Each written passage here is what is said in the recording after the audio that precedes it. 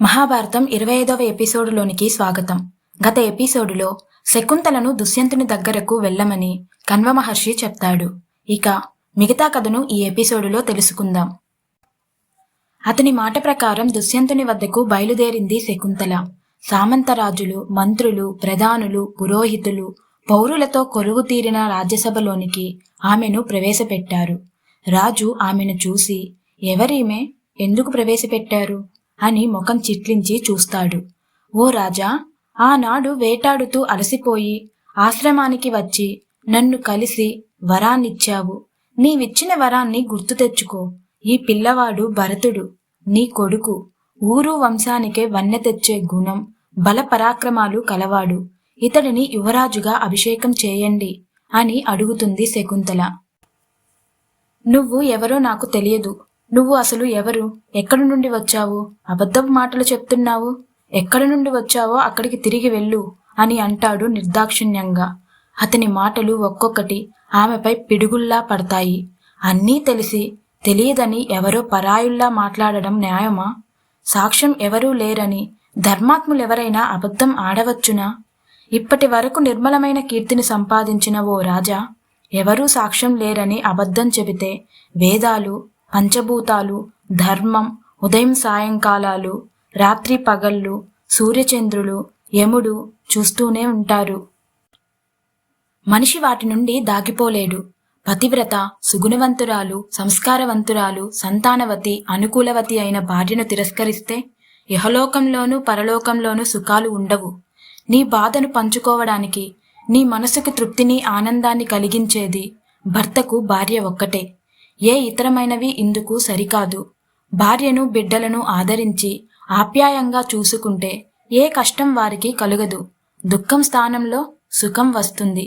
తన నీడను నీటిలో చూసుకొని ఆనందించినట్లుగా తన రూపం కొడుకులో చూసుకొని ఆనందిస్తాడు తండ్రి. పుత్ అనే నరకం నుండి పుత్రుడు కాపాడుతాడు కాబట్టి పుత్రుడు అంటారు. వాడు ఇరువంశాలను ఉద్ధరిస్తాడు. ధర్మం చెప్పే స్థానంలో ఉన్న ఓ రాజా, ఇంకా వేరు మాట్లాడకుండా నీ కొడుకైన వీడిని కౌగిలించుకో.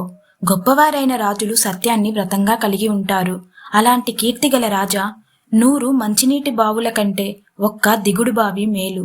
దాహం వేస్తే తక్షణం దిగి త్రాగవచ్చు.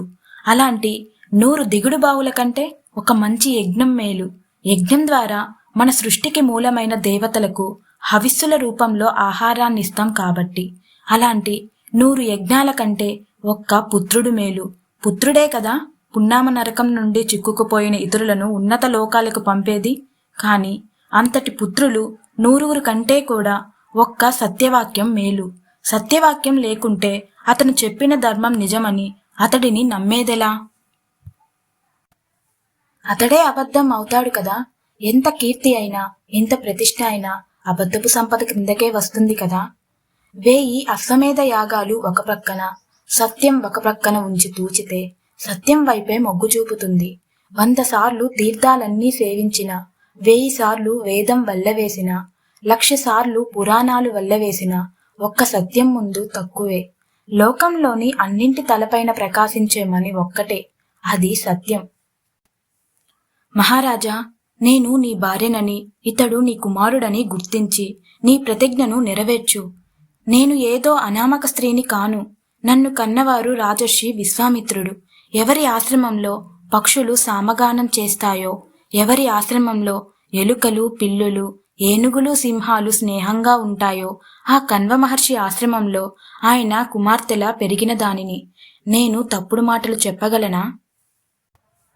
ఈమె చాలా పవిత్రంగా ఆశ్రమవాసిలా కనబడుతుంది. పిల్లవాడు మెరుపులు కురిపిస్తున్న కళ్ళతో, బలిష్టమైన శరీరంతో చిచ్చర పిడుగులా కనిపిస్తున్నాడు. అంతేకాదు, ఈమె ధర్మం గురించి, సత్యం గురించి చెప్పిన మాటలు సాధారణ స్త్రీలు చెప్పగలిగేవి కావు. ఈమె తప్పకుండా ఉత్తమ స్త్రీ అయి ఉంటుంది అనుకుంటూ సభ మొత్తం నిశ్శబ్దంగా వింటూ ఉండిపోయింది. రాజు మాత్రం, నేనెక్కడా, నువ్వెక్కడా? నిన్నసలెప్పుడు చూసి కూడా ఉండలేదు. ఆడవారు అబద్ధాల కోరులు. ఇంత సభా మధ్యలో ఇంత అబద్ధాలు ఆడవచ్చా? ఎవరో మహా అందంగానూ బలంగానూ ఉన్న పిల్లవాడిని తెచ్చి చూపించి నా కొడుకు అంటావా? ఈ అబద్ధాలు ప్రభువులు నమ్మరు. చాలు నీ అబద్ధపు మాటలు. ఆపి ఏ ఆశ్రమం నుండి వచ్చావో ఆ ఆశ్రమానికి వెళ్ళు అని ఆగ్రహిస్తాడు దుష్యంతుడు. గాంధర్వ వివాహం రాజులు చేసుకోవడం తప్పు కాదు, ఇది శాస్త్రం. కాని తండ్రి వచ్చేంత వరకు ఆగమని తను మొదట రాజుతో అన్న మాటపైనే నిలబడి ఉంటే తన తండ్రి చేతుల మీదగానే ఈ వివాహం జరిగి ఉండేది. ఏనాడో తాను రాణి అయి తన కుమారుడు యువరాజు అయి ఉండేవాడు.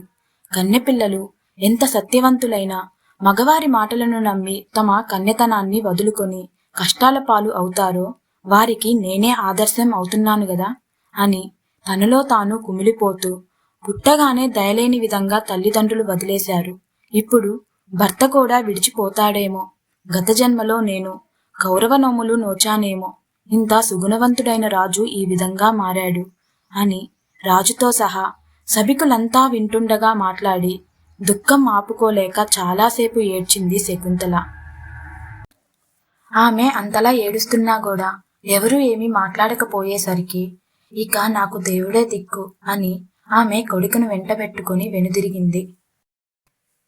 ఈ శకుంతల చెప్పిందంతా నిజం. ఈమె నీ భార్య, ఇతను నీ కుమారుడు, వీరిని స్వీకరించు అని ఆకాశం నుండి దివ్యవాణి సభికులంతా వింటుండగా రాజుతో చెప్పింది. అప్పుడు అంతా దిగ్భ్రాంతి చెందారు. ఈమె ఎంతటి పతివ్రత, ఎంతటి పుణ్యవతి అని ఒక్కొక్కరు చెప్పుకున్నారు. అప్పుడు దుష్యంతుడు, నాకు తెలుసు, నేను ఈమెను మర్చిపోలేదు. కాని మాకు జరిగింది రహస్య వివాహం. రహస్య వివాహం ద్వారా పొందిన స్త్రీ భార్యగా ఉండవచ్చు, కాని ఈమె తన కొడుకుకే యువరాజు పట్టాభిషేకం చేయాలంటుంది. మహారాణి కావలసిన స్త్రీ, యువరాజు కావలసిన కుమారుడు ప్రజలకు తెలియని వారైనప్పుడు ఎలా ప్రకటించాలి? ఎవరో తెలియని వారు, అసమర్థులో, నీచబుద్ధి కలవారో ప్రజలకు తెలియకుండా రాణిగానో యువరాజుగానో ప్రకటించడం లోకనిందకు గురిచేస్తుంది. అందువల్ల వీరు సరైన వారని, అంతటి పదవికి అర్హులని ఎవరైనా చెప్తారని చూశాను. సాక్షాత్తు భగవానుడే వినిపించాడు. ఇది అద్భుతం అని భరతుని మనస్ఫూర్తిగా గుండెలకు హత్తుకుని శకుంతలను భార్యగా స్వీకరించి ఆమెను మహారాణిగా, భరతుడిని యువరాజుగాను అభిషేకించాడు. కొంతకాలం అన్ని విధాల భోగాలు అనుభవించి యువకుడైన భరతునికి రాజ్యభారం అప్పగించి తాను తపోవనానికి వెళ్ళిపోయాడు.